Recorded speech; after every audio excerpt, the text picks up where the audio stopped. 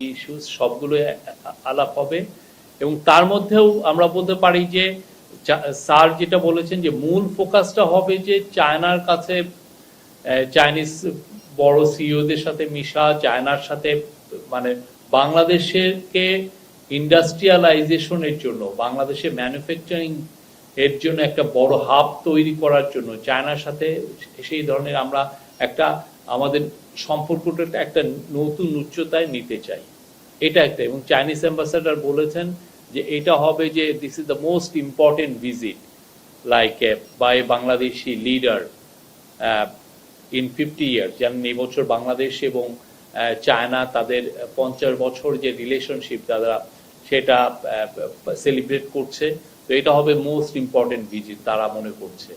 তো এইখানে আমাদের তরফ থেকে, ইন্টারিম গভর্নমেন্টের তরফ থেকে ফোকাসটা থাকবে যে চাইনিজ কোম্পানিগুলো যাতে বাংলাদেশে এসে তাদের ফ্যাক্টরিগুলোকে রিলোকেট করে।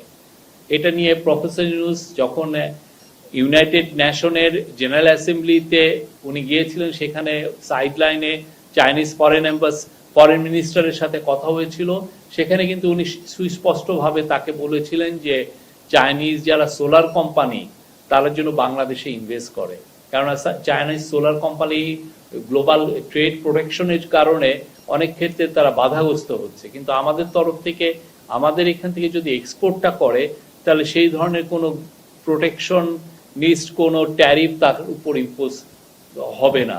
তো সেই জন্য তাদের স্যারের ইনভাইটেশনে সাড়া দিয়ে দুইটা কোম্পানি, অলরেডি কয়েকটা কোম্পানি আসছিলেন, তার মধ্যে দুটো কোম্পানি তারা বাংলাদেশে তাদের অফিস সেট আপ করবেন এবং খুব দ্রুত তারা ইভেন ম্যানুফ্যাকচারিং প্ল্যান্টও করবেন। তার মধ্যে একটা আছে হলো লংগি, LONGI। লংগি হচ্ছে ওয়ার্ল্ডের largest solar panel manufacturing company.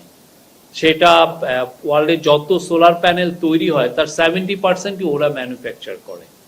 তো বাংলাদেশে এটা আসা মানে হচ্ছে বাংলাদেশে সোলার প্যানেলে আমরা বলতে পারি যে একটা আমাদের এই সেক্টরে আমরা আবার একটা বড় একটা প্রচুর জব তৈরি হবে এবং আমরা একটা এক্সপোর্ট পাওয়ার হিসাবে আবির্ভূত হওয়ার সম্ভাবনা আছে। আর চায়নাতে সফরে স্যার পিকিং ইউনিভার্সিটিতে একটা বক্তব্য রাখবেন স্টুডেন্টদের জন্য। এবং পিকিং ইউনিভার্সিটি, আপনি জানেন পিকিং ইউনিভার্সিটি চায়নার খুবই নামকরা একটা ইউনিভার্সিটি, গ্লোবাল র্যাঙ্কিংয়ে ওইটা প্রায় টপ 10 এর মধ্যে থাকে। তো এই Peking university at the same time স্যারকে একটা অনারারি ডক্টরেট অনারে ভূষিত করবেন। এছাড়া উনি হাইটেক পার্কে যাবেন, ওদের চাইনিজ যে যারা হাইটেক পার্ক ওরা কিভাবে, আপনি জানেন চায়না হ্যাজ এমার্জ অ্যাজ ওয়ার্ল্ডের খুবই অনেকে বলেন যে নাম্বার 1 হাইটেক কান্ট্রি হিসাবে এমার্জ করেছে।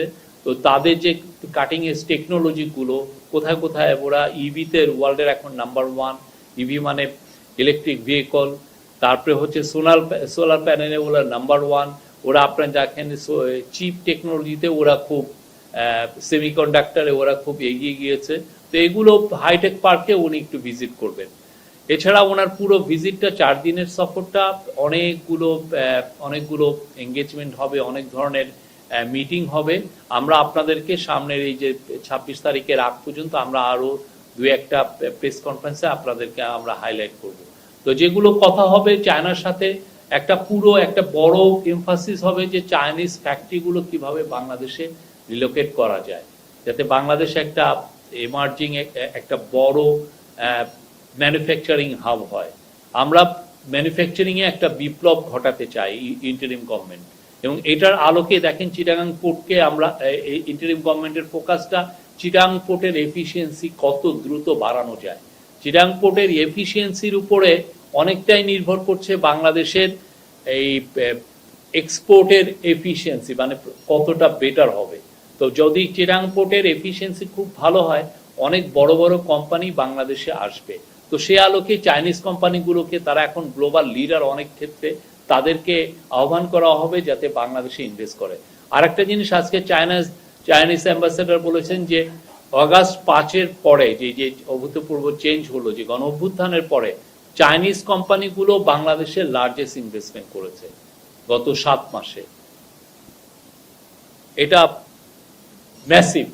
এবং ওরা আরও ইনভেস্টমেন্ট করতে আসছে, এবং আমরা মনে করি যে এই ভিজিটের পরে প্রচুর চাইনিজ কোম্পানি বাংলাদেশে আরও আসবে তাদের ভিজিট করতে। আর একটা হচ্ছে যে চাইনিজ কোম্পানিগুলোকে, চাইনিজ যারা হসপিটাল চেইন আছে তাদের সাথেও স্যার চাচ্ছেন যে চায়নার সাথে আমাদের একটা হেলথ সার্ভিসের এক ধরনের যোগাযোগটা আরো বৃদ্ধি করে, যত ধরনের কোলাবোরেশন করা যায়। অলরেডি চায়না জানিয়েছে তারা বাংলাদেশে একটা জেনারেল হসপিটাল করে দিবে, কিন্তু প্রফেসর ইউনূস চাচ্ছেন যে চাইনিজ যারা হসপিটাল চেইন তারা খুব নামকরা এবং খুব ভালো তাদের হেলথ কেয়ার ফ্যাসিলিটি, তো তারা যেন বাংলাদেশে এসে এই বিজনেস অপরচুনিটিগুলো এক্সপ্লোর করে এবং বাংলাদেশের সাথে জয়েন্ট ভেঞ্চারে যাতে হসপিটাল দেয়, তো সেই জন্য সেটা নিয়েও খুব বড় রকমের আলোচনা হবে। তো এটা একটা খুবই প্রায়োরিটি এরিয়া। আমরা চাচ্ছি এই ভিজিটটার মাধ্যমে বাংলাদেশ চায়নার যে সম্পর্ক এটা একটা নতুন উচ্চতায় যাবে। আরো অনেক বিষয় আছে, অনেক বিষয় নিয়ে আলাপ হবে, আমরা আগামীতে আপনাদের এই বিষয়গুলো জানাবো। আজকে আরো দুটো বিষয় আছে, সেই বিষয়ে আলোকপাত করছেন আমাদের ডেপুটি প্রেস সেক্রেটারি।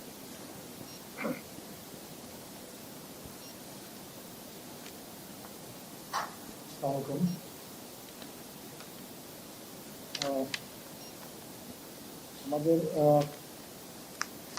আইন শৃঙ্খলা পরিস্থিতি নিয়ে আপনারা বিভিন্ন সময় আপনারা দেখেছেন যে আইন শৃঙ্খলা পরিস্থিতি নিয়ে আপনারা রিপোর্ট করেছেন, মানুষের মধ্যে কিছুটা হয়তো উঠে গেছে। তো উদ্ভূত এই পরিস্থিতিতে মাননীয় প্রধান উপদেষ্টা আগামীকালকে সারা দেশের পুলিশ কর্মকর্তা, মাঠ পর্যায়ে যারা পুলিশ কর্মকর্তা আছেন তাদেরকে ডেকেছেন। আগামীকালকে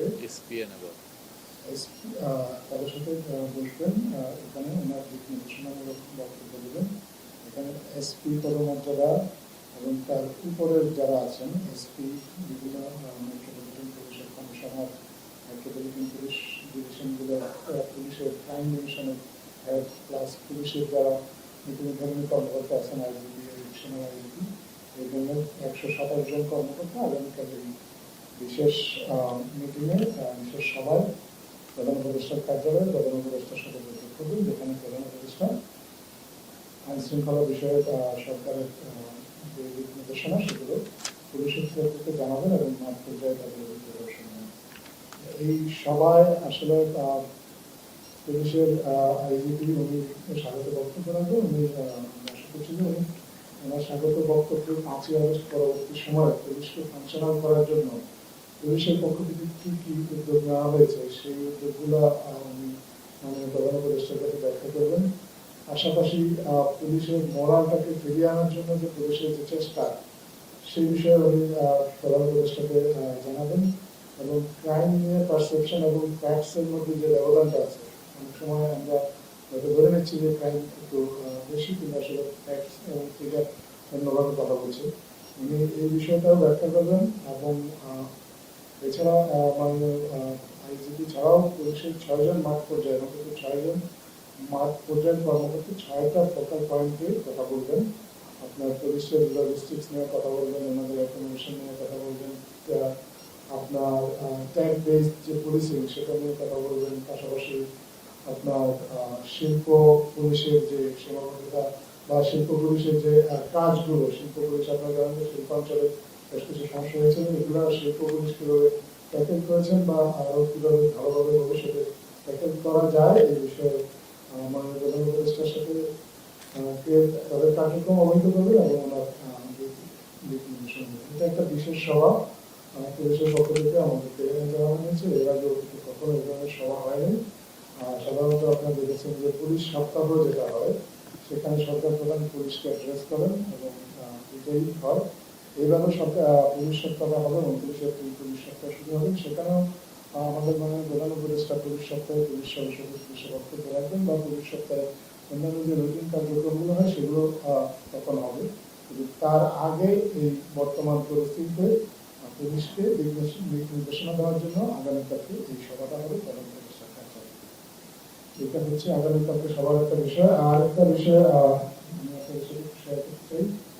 আজকে ইউনিভার্সিটি গ্র্যান্ট কমিশন 7টা কলেজ নিয়ে, যে আপনারা জানেন যে গত কিছুদিন ধরে 7টা কলেজ নিয়ে বেশ কিছু সমস্যা হয়েছিল বা এগুলো নিয়ে তারা গত কয়েক মাস ধরে ইউনিভার্সিটি গ্র্যান্ট কমিশন কাজ করছিলেন। আজকে কলেজের যে ছাত্র প্রতিনিধি তাদের সাথে আলোচনা করে 7টা কলেজ নিয়ে সরকারের পক্ষ থেকে একটা ঘোষণা করা হয়েছিল যে 7টা কলেজকে একটা বিশ্ববিদ্যালয়ের অধীনে নিয়ে আসা হবে। সেই বিশ্ববিদ্যালয়ের একটা নাম প্রস্তাব করা হয়েছে, যেখানে বিভিন্ন কলেজে 7টা কলেজেরই ছাত্র প্রতিনিধিরা সম্মতি দিয়েছেন। এই কলেজটা, এই বিশ্ববিদ্যালয়টার নাম হবে, প্রস্তাবিত নাম ঢাকা সেন্ট্রাল ইউনিভার্সিটি। এই নামটা চূড়ান্ত করার আগে বিশ্ববিদ্যালয় মন্ত্রী কমিশন ইমেইলের মাধ্যমে বিভিন্ন স্টেক হোল্ডারদের মতামত নিয়েছেন। পাশাপাশি 7টা কলেজের যারা ছাত্রছাত্রী তাদের সমন্বয়ে 28টা টিম করা হয়েছে। এই 28টা টিম তারা নিজেরা আলোচনা করে তাদের মতামত দিয়েছে, এবং এই 28টা টিমের যে 28টা টিম লিডার, 28টা টিম লিডার, সেই টিম লিডারদের সাথে আজকে বসে মূলত এই নামটা চূড়ান্ত করা হয়েছে। এছাড়াও এই প্রস্তাবিত যে ইউনিভার্সিটি, সেটার ইন্টারিম অ্যাডমিনিস্ট্রেশনটা কি হবে সেটাও একটা রূপরেখা তৈরি করে আপনার শিক্ষা মন্ত্রণালয়ের মাধ্যমে ঢাকা বিশ্ববিদ্যালয়ের কাছে পাঠানো হয়েছে, যেহেতু 7টা কলেজ ঢাকা বিশ্ববিদ্যালয়ের জন্য ছিল।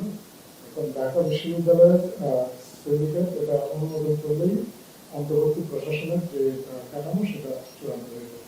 এছাড়াও অন্তর্বর্তী বিশ্ববিদ্যালয়ের যে রূপরেখাটা সেটাও প্রায় চূড়ান্ত করার পর্যায়ে আছে, চূড়ান্ত পর্যায়ে আছে। এই বিষয়ে বিশ্ববিদ্যালয়ের কর্তৃপক্ষ, মাননীয় প্রধান উপদেষ্টা এবং শিক্ষা উপদেষ্টা আমাদের সাথে শীঘ্রই বসবেন, এবং ওনাদের নির্দেশনা এবং পরামর্শ পরে এই রূপরেখাটা ফাইনাল করা হবে। এই বিশ্ববিদ্যালয়টা পরিচালনার জন্য একজন অন্তর্বর্তীকালীন প্রশাসক থাকবেন। এই অন্তর্বর্তীকালীন প্রশাসক হবেন এই 7টা যে কলেজ, সেই কলেজেরই প্রিন্সিপালদের 15 জন, এবং ইতিমধ্যে বিশ্ববিদ্যালয় মঞ্জুরি কমিশন এই 7 জন প্রিন্সিপালেরই সাক্ষাৎকার নিয়েছেন, এবং তাদের মধ্যে থেকে একজনকে মনোনীত করবেন বিশ্ববিদ্যালয়ের অন্তর্বর্তীকালীন প্রশাসক হিসেবে। যিনি প্রশাসক হিসেবে মনোনীত হবেন, আপাতত তার কলেজটাই হবে এই বিশ্ববিদ্যালয়ের হেডকোয়ার্টার্স, এবং এছাড়াও 7টা কলেজে এক ধরনের কোঅর্ডিনেশন ডেস্ক তৈরি করা হবে, এবং সেখানে এশীয় কলেজের যে বিজনেস কলেজের যে প্রিন্সিপাল উনি থাকবেন হচ্ছেন এই কোঅর্ডিনেটরের দায়িত্বে। তো এই হচ্ছে আমাদের কাছে মোটামুটি আজকের আপডেট। এখন আপনারা যদি কোনো প্রশ্ন করতে চান, ধন্যবাদ।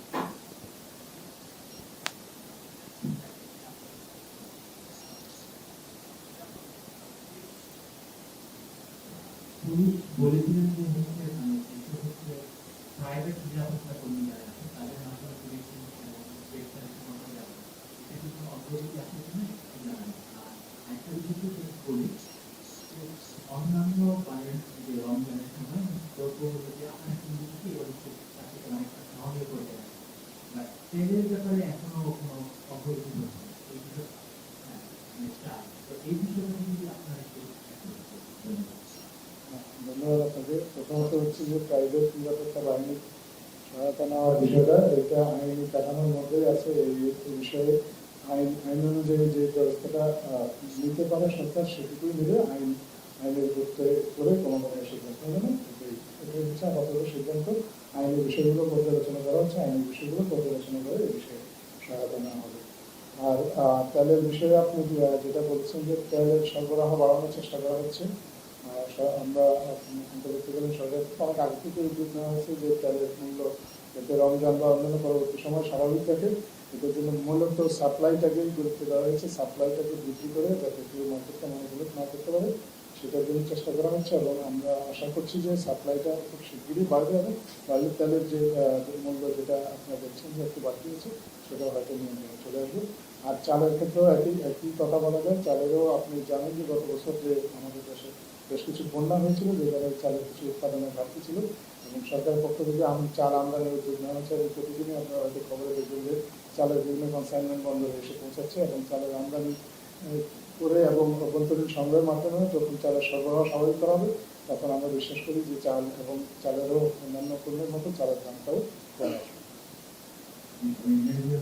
আমি এখানে অ্যাড করি যে আপনি যে অক্সিলারি পুলিশ ফোর্সের এটা বললেন, এটার ফলে আমরা আশা করছি যে এতে দেশের বিশেষ করে যারা গেটেড কমিউনিটিতে থাকেন তাদের জন্য এটা একটা আরো স্বস্তির জায়গা তৈরি করবে। কেননা তাদের গেটেড কমিউনিটি যে পুলিশ যারা গার্ড আছেন, গার্ডদের যিনি সবচেয়ে সিনিয়র বা প্রধান, তাকে এখানে পুলিশ অফিসারের রোল দেওয়া হচ্ছে, তাকে সার্টিফিকেট দেওয়া হচ্ছে, তাহলে তিনি অ্যারেস্ট করতে পারবেন। এই অ্যারেস্টের ফলে যেটা হবে যে এক ধরনের ডিটারেন্স হিসাবে কাজ করবে তার এই সার্টিফিকেটটা। তো এর ফলে আমরা আশা করছি যে সমস্ত জায়গায় গেটেড কমিউনিটি আছে সেখানে আইন শৃঙ্খলা পরিস্থিতি আরো বেটার হবে। আমরা এটা কন্টিনিউয়াসলি মনিটরিং এ থাকবো কিভাবে হচ্ছে, এবং আপনাদের একটা জানা উচিত এটা কিন্তু ওয়ার্ল্ডের বড় বড় অনেক শহরে এটা আছে।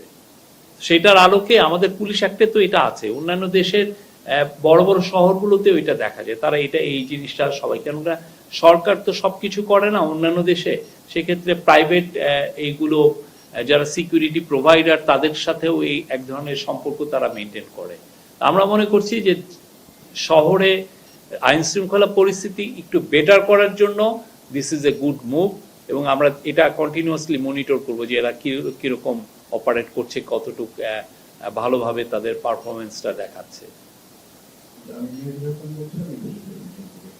তো সরকার খুব চেষ্টা করছে বিদেশি বিনিয়োগ আনতে, ম্যানুফ্যাকচারিং খাতে বিদেশি বিনিয়োগ আনতে, অনেক বিদেশি প্রতিষ্ঠান আগ্রহ দেখাচ্ছে। কিন্তু আমাদের যে লোকাল ইন্ডাস্ট্রি, এদেরকে এক্সিস্টিং ইন্ডাস্ট্রি, এদেরকে আমরা পর্যাপ্ত গ্যাস দিতে পারছি না। তো নতুন বিনিয়োগ আসলে তারা কিভাবে গ্যাসের সরবরাহটা নিশ্চিত করার জন্য কি? গ্যাসের সরবরাহ আমরা অলরেডি নিশ্চিত করার চেষ্টা করছি। গ্যাসের কিছু দাম ইন্টারন্যাশনাল যেটা প্রাইসিং এর সেটার সাথেও কিছুটা অ্যাডজাস্টমেন্টের কথা আমরা বলছি। তো আমাদের যেটা হচ্ছে যে আমরা সর্বোচ্চ চেষ্টা, ইন্টিরিম গভর্নমেন্ট সর্বোচ্চ চেষ্টা করছে যাতে গ্যাসের সাপ্লাই একদম সবার ঘরে ঘরে যাতে গ্যাস পড়ে, যারাই ইন্ডাস্ট্রি করবেন তার কাছে যাতে গ্যাসটা পৌঁছানো যায়, সেই লক্ষ্যে কাজ করা হচ্ছে। সেই লক্ষ্যে আবার যাতে গ্যাসের সাপ্লাইটা যাতে বুস্ট করা যায়, সেই জন্য দেখেছেন যে আমরা গ্যাসপ্রমকে 5টা নতুন কূপ খনন করার আমরা একটা এগ্রিমেন্ট করতে যাচ্ছি তাদের সাথে।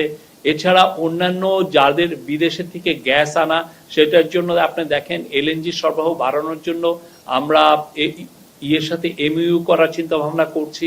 ওয়ার্ল্ডের বিগেস্ট পেট্রোলিয়াম কোম্পানি আরামকোর সাথে আমরা কথা বলছি, প্লাস স্পট মার্কেট থেকে আমরা গ্যাস কেনার চিন্তা আরো বাড়ানোর চেষ্টা করছি, এবং বাইরের থেকে বিশেষ করে ইউএস এর একটা কোম্পানির সাথেও আমাদের একটা প্রাইমারি একটা চুক্তি হয়েছে। তো আমরা আশা করছি যে যখন এই পুরো সবগুলো চুক্তিগুলো অপারেশনাল হবে এবং আমাদের লোকালি গ্যাস এক্সপ্লোরেশন অ্যাক্টিভিটিস আমরা খুব দ্রুত বাড়াচ্ছি, আমরা আশা করছি যে খুব দ্রুত গ্যাস রিলেটেড যে সমস্যাগুলো সেটা কিছুই থাকবে না।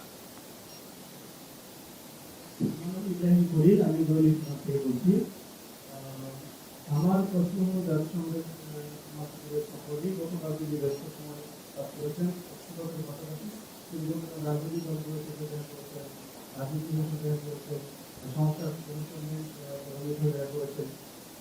সর্বশেষ উনি যৌথ বিবৃতিতে যেটা বলেছেন যে সংস্কার বিষয়ে যে যে সহযোগিতা প্রয়োজন তার সবকিছুই করবে জাতিসংঘ। আমরা রাজনৈতিক দলের বক্তব্য শুনেছি, এখন জাতিসংঘ মহাসচিবের যে বক্তব্যটা করেছেন সেটা হলো যে যে যে সহযোগিতা প্রয়োজন, এখানে এই সংস্কার প্রক্রিয়াটা তাহলে কি আন্তর্জাতিক হস্তক্ষেপের দিকে যাচ্ছে কিনা? এই সংস্কার প্রক্রিয়াটা পুরোপুরি হোমগ্রোন। এটা ইন্টারিম গভর্নমেন্ট আপনারা দেখেছেন আমরা যথেষ্ট এখানে ট্রান্সপারেন্সি রাখছি। আমরা এখানে 6টা মেজর কমিশন করা হয়েছে, 6টা কমিশন তাদের রিপোর্টগুলো দেওয়া হয়েছে, এবং সেই রিপোর্টগুলোর আলোকে একটা 6টা কমিশনের যারা প্রধান তাদেরকে নিয়ে একটা কনসেনসাস কমিশন করা হয়েছে, এবং কনসেনসাস কমিশনের একটা মিটিংও হয়েছে, এবং সামনে আরো কয়েকটা মিটিং দেখবেন। এবং এই কনসেনসাস কমিশন এই যে রিপোর্টগুলো আছে সেই রিপোর্টগুলো নিয়ে পলিটিক্যাল পার্টির সাথে কনসালটেশন, খুব ইন্টেন্সিভ কনসালটেশন করবে। এই পুরো প্রসেসটাই তো আপনারা দেখছেন এটা একটা হোম গ্রোন। তবে বিদেশি যারা আমাদের যারা ভালো পার্টনার আছেন, আমাদের ওয়েল উইশার আছেন, তারা আমাদেরকে তাদের সাপোর্টের কথা জানিয়েছেন যে তারা এটাকে ব্যাক করেন, তারা এটাকে সাপোর্ট করেন। সেই জিনিসটা দায়িত্ব কণ্ঠে ওনারা বলছেন। আবার কিছু কিছু ক্ষেত্রে টেকনিক্যাল সাপোর্ট লাগতে পারে, সেগুলোর কথাও বলছেন, কিন্তু এটা আমরা টেকনিক্যাল সাপোর্ট নিব কিনা সে বিষয়ে কিন্তু আমরা এখনো বলিনি। বাট এটা পুরোপুরি হোমগ্রোন একটা এই রিফর্ম, এবং এইটা পুরোপুরি আমাদের মানুষের, আমাদের পলিটিক্যাল পার্টির সাথে কথা বলে আমাদের এক্সপার্ট দিয়ে এই রিপোর্টগুলো করানো হয়েছে।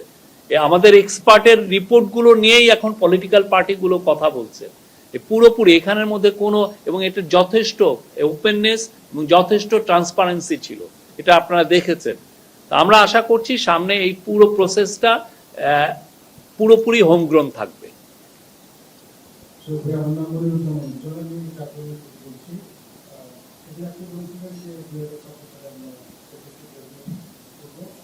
গতকাল সিপিতে একটি বৈঠকে বলেছে যে বছরে $8 বিলিয়ন ক্ষতি হতে পারে।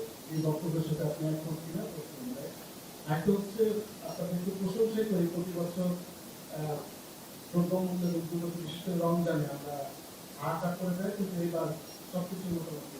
এর ম্যাজিকটা কি ছিল? এখানে কি যারা সিন্ডিকেট ছিল বা যারা ব্যবসায়িক নিয়ন্ত্রণ করতো, ক্যাডার ছিল আমাদের এখানে চাঁদাবাজিটা কি কমে এসছে? মানে আপনাদের মূল কি মনে করেন এই সাকসেসের পেছনে কি রয়েছে? প্রথমটার উত্তর দেই, আপনি যেটা সিপিডি বলেছে আমরা এটার সাথে একমত না। আমরা মনে করি বাংলাদেশের ইকোনমি যথেষ্ট সক্ষম এই এলডিসি গ্র্যাজুয়েশনের জন্য, এবং এটা আমাদের জন্য ফিউচারে আমাদের জন্য আরো বেটার হবে। আমাদের যারা ম্যানুফ্যাকচারিং কোম্পানি আছে, আমাদের সার্ভিস সেক্টর আছে, সব সেক্টরের জন্য এটা ভালো বার্তা বয়ে নিয়ে আসবে। আপনার মনে আছে 2005-এ আপনার মাল্টি ফাইবার অ্যারেঞ্জমেন্ট এটা যখন ফেজ আউট হয়, যে পুরো কোটা ফ্রি ওয়ার্ল্ডটা যখন চালু হয় এই গার্মেন্টসের ক্ষেত্রে, তখন কিন্তু অনেকগুলো থিঙ্ক ট্যাঙ্ক এই টাইপের কথা বলেছিলেন যে বাংলাদেশের গার্মেন্ট ফ্যাক্টরি থাকবে না, বাংলাদেশের অন্যান্য কোনো ফ্যাক্টরি থাকবে না, গার্মেন্ট ফ্যাক্টরি পুরো ধ্বংস হয়ে যাবে এই টাইপের। কেননা এর আগে বাংলাদেশ একটা কোটার একটা প্রোটেকশন পেত, কিন্তু দেখেন 2005-এ যখন কোটা ফ্রি ওয়ার্ল্ড হলো গার্মেন্টসের ক্ষেত্রে, বাংলাদেশ কিন্তু বেনিফিটেড হয়েছে। বাংলাদেশের গ্রোথ আরো অনেক খুব দ্রুতভাবে হয়েছে বাংলাদেশের এই গার্মেন্টসের এক্সপোর্ট। ঠিক আমরা মনে করি বাংলাদেশ এলডিসি গ্র্যাজুয়েশন হলে বাংলাদেশ আরো বেনিফিটেড হবে, এবং সেইখানে যদি যে সমস্ত চ্যালেঞ্জেস আসতে পারে আমরা ধারণা করছি, সেই চ্যালেঞ্জকে ওভারকাম করার জন্য যা যা করার দরকার ইন্টারিম গভর্নমেন্ট সেই কাজগুলো করছে এবং করবে, এবং আপনি নিশ্চিত থাকেন এটা বাংলাদেশের জন্য উইল ব্রিং গুড নিউজ। আর আপনি সেকেন্ডটা যেটা বললেন দ্রব্যমূল্যর ক্ষেত্রে, যেটা হয়েছে যে প্রফেসর ইউনূস ইন্টারিম গভর্নমেন্টের প্রধান, উনি অক্টোবর মাসের থেকেই সবাইকে বলছেন, তার পুরো ক্যাবিনেটকে বলছেন যে এটা নিয়ে আমাদের প্রস্তুতি নিতে হবে।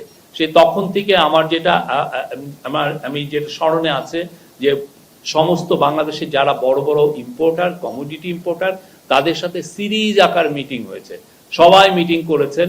আর একটা হচ্ছে যে এর উপরে পুরোপুরি কমার্স অ্যাডভাইজার শেখ বশির উদ্দিনকে আলাদাভাবে দায়িত্ব দেওয়া হয়েছে যে যাতে রমজানে কোনো ধরনের কোনো মার্কেট কোনো ম্যানিপুলেশন কেউ যাতে না করে। এটা হচ্ছে যে কমার্সের দিক দিয়ে। প্লাস হচ্ছে যে আমরা প্রতিনিয়ত মনিটর করেছি ইন্টারন্যাশনাল প্রাইসগুলো, কোন কোন দ্রব্যের কি কি প্রাইস, কিভাবে এটাকে বাংলাদেশে সাপ্লাইটা বাড়ানো যায়, সেটা আমাদের লক্ষ্য ছিল। আর একটা ছিল যে কিছু কিছু পণ্যে আমরা দেখেছি যে এমনিতেই ট্যারিফ বসানো, মানে ডিউটি দেওয়া, তো ডিউটিগুলো খুব নামানো হয়েছে। বিশেষ করে দেখবেন যে খেজুরের ক্ষেত্রে ডিউটি কমানোর কারণে খেজুরের দাম কিন্তু অনেক কমে এসছে অনেকগুলো পণ্যর ক্ষেত্রে। রাইসের ক্ষেত্রেও আমরা কমিয়েছি, সয়াবিনের এডিবল ওয়েলের ক্ষেত্রেও ডিউটি কমানো হয়েছে। এই কমানোর কারণে যেটা হয়েছে যে দ্রব্যমূল্যের ইম্পোর্টটাও বেড়েছে, এবং অ্যাট দ্য সেম টাইম আমরা দেখেছি যে মানুষের মানে যেটা গ্রসারি লেভেলে যে দামটা, সেই দামটা স্ট্যাবল হয়েছে, অনেক ক্ষেত্রে কমেওছে। আমরা তো প্রতিনিয়ত আপনাদেরকে আপডেট দিচ্ছি গত বছর থেকে। আরো কিছু কিছু ছিল যে মার্কেটে যেগুলো ডিসরাপশন হয়, যে আপনি ইন্টারনালি আমাদের যেগুলো রুরাল আমার ফার্মাররা যেগুলো গ্রো করেন, সেগুলোর যাতে ঢাকায় আনাটা মানে সাপ্লাইটা বা বড় বড় শহরগুলোর সাপ্লাইটা এটা যাতে ডিসরাপ্টেড না হয়, সেগুলোর দিকেও একটা ভালোভাবে লক্ষ্য ছিল। পুলিশকে বারবার বলা হয়েছে যে কোনোভাবে যেন শহরকে চাঁদাবাজিটা যত রকম ভাবে কমানো যায় সেই দিকে লক্ষ্য ছিল। আর অন্যান্য যেগুলো বড় বড় মেজার নেওয়া হয়েছে, যে ইন্টেন্সিভলি কোম্পানিগুলো যেগুলো বড় বড় কমোডিটি প্লেয়ার তাদের সাথে ইন্টেন্সিভলি কথা বলা হয়েছে। সেন্ট্রাল ব্যাংকের থেকে আরেকটা মেজার নেওয়া হয়েছে যে তারা যাতে কেউ কমপ্লেন না করতে পারেন যে না আমরা ডলার পাচ্ছি না ইম্পোর্ট করার জন্য, ডলারের অ্যাডিকুয়েট সাপ্লাই আমরা ইনশিওর করেছি, যে কেউ যখন তখন ইম্পোর্ট করতে পারছে। কেউ বলছেন না যে এলসিতে তাদের কোনো আগে যেটা আগের গভর্নমেন্টের সময় এটা একটা বড় সমস্যা ছিল, আমরা আমাদের যে রিজার্ভটা ঠিক রেখেই ডলারের সাপ্লাইটা আমরা ইনশিওর করেছি সবার জন্য। ফলে ইম্পোর্টাররা এই কমপ্লেনও করতে পারেন যে না আমরা বড় মাত্রায় এডিবল অয়েল আনতে যাচ্ছি কিন্তু ডলার পাচ্ছি না কেনার জন্য। তো সেই জিনিসটা কোনো কমপ্লেন কিন্তু আসেনি সোফার। আমি মনে করবো যে এটা একটা সবার সম্মিলিত এফার্ট ছিল এবং সম্মিলিত এফার্টের কারণে আজকে দ্রব্যমূল্য স্ট্যাবল আছে। আমরা চেষ্টা করছি মার্কেটকে যত রকমের স্ট্যাবল রাখা যাবে এবং আমরা আপনাদেরকে বারবার জানাচ্ছি যে কোথায় কোথায় কি ধরনের ইভেন যদি কোনো ধরনের ডিসরাপশনও হয় এটা আমরা কিন্তু আপনাদেরকে অ্যালার্ট করছি। তা আপনারা দেখেছেন যে আমাদের এই সিএ ফেসবুক পেজে, সিএ হোয়াটসঅ্যাপ পেজে আমরা নিয়মিত আপনাদেরকে মার্কেটটা আপডেট দিচ্ছি। আমরা চাই যে এই যে দ্রব্যমূল্য সহনীয় যে মাত্রায় এসছে এটা আরো সামনে আমরা ধরে রাখতে। সামনে ঈদ, আমাদের চ্যালেঞ্জটা এই ঈদকে ঘিরে এবং সামনে যাতে আরো সামনের মাসগুলোকে আমরা যেন এই দ্রব্যমূল্যকে যাতে এই মাত্রায় ধরে রাখতে পারি। মানুষের জীবনে সহনীয় পর্যায়ে দ্রব্যমূল্য রাখাটা এটা খুবই ইম্পর্টেন্ট এবং সেই লক্ষ্যে ইন্টারিম গভর্নমেন্ট চেষ্টা করে যাচ্ছে।